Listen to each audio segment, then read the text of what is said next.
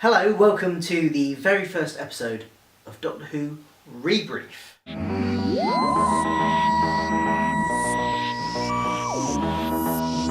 Hey, that sounds like a video I did once. Is it? Yeah, I'm sure I saw a series like that on YouTube. Is it? Yeah. Doctor Who Rebrief, is that what it was called? Something No, similar. it's similar. I can't remember, everyone's forgotten about it anyway. Well, we are a spin-off, as sorts, of Doctor Who Debrief, which you may recognise these guys from. I'm Chris, that's Rob. Oh yeah, I'm Rob. The regular presenters of Doctor Who Debrief, which follows the exploits of the weekly episode, new episodes of Doctor Who. We're going to delve back into the history of Doctor Who, starting from the very beginning with An Unearthly Child. So, we've just watched it as a group. I think it was Chris's first time. Yeah. I've never seen any classic Who, have you? Yeah, I've never seen any of the old Doctors. I think I saw one of the web exclusive Paul McGann ones, and that was it. I've never seen this far back, so it's a bit different. A little bit. So if you haven't seen it recently, Rob, what happened? Sum it up for us. We were introduced to the Doctor's granddaughter and her teachers, but not the Doctor until the very end. So it was just a super clever student in school with teachers, went home to a junkyard, and then her teachers followed them home where they discovered the TARDIS and the Doctor inside. And the Doctor refused to release them from the TARDIS, flew them to a mystery planet, and then we saw a shadow approach the TARDIS, and the episode ended. What did you think, Chris? It makes me realise how different New Who is, I think. Because in my head, old Who and New Who, the only difference was it being in colour and like a slightly younger, more hot actor. But this is very, like, the Doctor in this, he's horrible. Like, he's not horrible, he's just very grumpy, he's very like, Susan, I told you this would happen. It is very dated, which is fair enough, it's 50 years old. It's older than probably most of our viewers. But it's just, I think I liked it. I think at the time it would have been revolutionary. Whereas you watch it back now and you're kind of used to like current, fast-paced, witty, punchy Doctor Who. To go back and watch An Unearthly Child, it's very slow, there's lots of long, lingering shots that are all like one long, sweeping take. Yeah, I think I enjoyed it, but it's just getting accustomed to it is a bit different. Phil, what did you make of it? You've seen that loads of times, I guess. I've seen that a few times. It's been a few years since I've seen it, and yeah, I think it actually does a really good job of setting up. I think it's a good job of creating a bit of mystery surrounding both. First of all, Susan, because it's focused on Susan, and the teachers are curious about her. You know, she's a slightly enigmatic creature that they can't quite understand her. And the way they the visuals on it are actually quite, like I said when we were watching it, they're quite David Lynch-esque. It feels like one of those early David Lynch films with all the weird psychedelic visuals and the funny music keys and things like that, which I quite like. I love David Lynch films, so it gripped me, but it was quite slow paced. So that does, as you say, take a bit of getting used to. What do you think, Rob? I think it's really impressive, especially in context, because it's difficult for me to try and imagine what it would be like seeing that, because we know so much about history and what's going to happen to the series and what it's going to become. But to think that nothing existed around Doctor Who and then this came, it is gripping. And if I had only just seen that and nothing else, I would kind of think, oh, this is a series that I would get into. I think it all started with this one kind of pilot of some sci-fi drama where the camera's handheld and you can see the shadows of cameramen in the background and the wall shakes when you close the door. At one point we saw a boom light. That's probably going to come up in a minute. Let's do highlights first. So what were your highlights, guys? Chris, what's yours? What were your highlights? You know what? I know I kind of talked about it a lot, but I think it is really good to see a Doctor who is very alien. Have you ever thought what it's like to be wanderers in the fourth dimension?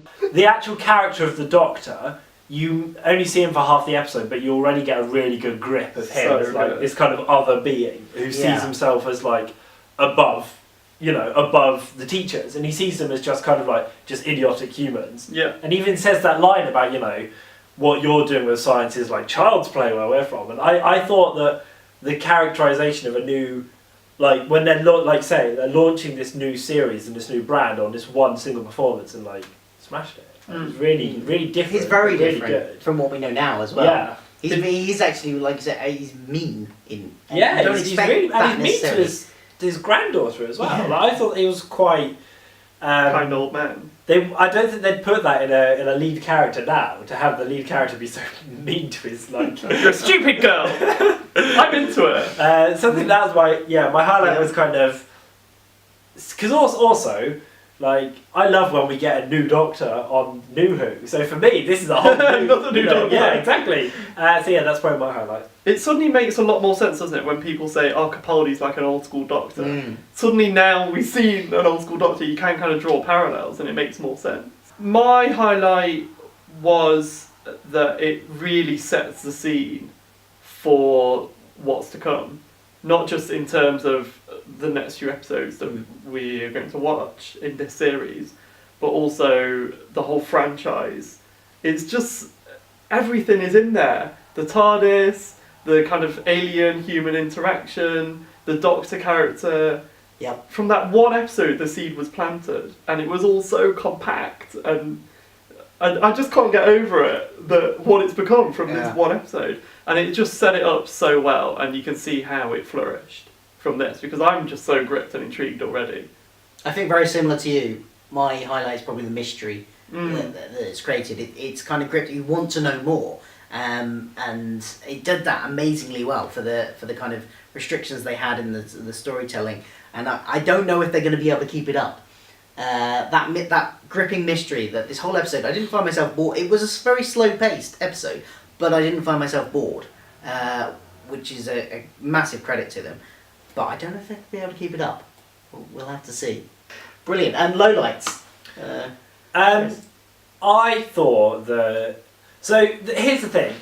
When that episode came out in the 60s and like our parents were watching it as children, that must have been like so mysterious and so kind of cool. But the thing is, like, we're watching it now, and that scene when they spend about 2 minutes mixing all the weird colours together to imply that they're to show that they're TARDIS hopping from, you know, London to whatever planet or place they end up on, just so long, and it's just like 2 minutes of just kind of woo. And the thing is, if you've not seen this episode, in the current episodes, you know, you see all the machinery work, you see the TARDIS slowly fade from shot. It's literally, you see the TARDIS, it goes black, there's some sci-fi noises and shapes on the screen, and then it's a whole new shot. And it appears somewhere else. The TARDIS is in the shot already. Whereas this was just like too long for me. And I know at the time, obviously at the time, it must have been, oh wow, the TARDIS actually works. Because also, when you're watching this, you don't necessarily believe them until it actually travels. That's true. Like, because you don't know what's going to happen. But obviously, we do know that the Doctor is legit. But yeah, too much. Yeah, I think mine is going to have to be the slightly the way it was filmed and the set, which I know is the context of the time, and that's just how they did things back then. But you can't help, as a modern audience watching it and going, you can see the mic hanging down in one shot. Guys, come on, just redo that bit. A little cheeky broom poking through. Yeah, and you can see shadows of cameramen, and at one point the cameraman bumps into something accidentally, and the camera shakes. The cameraman trips. Keep that one in, guys. Yeah, so I think that's probably my low light, but I understand that that's just the way that TV was made in the 60s, and you know, but that has to be my low light. Mine would be the pace of the plots. I know I'm probably, you know, as a modern audience, you know, millennials, you. I know our attention span is meant to be so short and everything, but I mean they dragged it out a bit.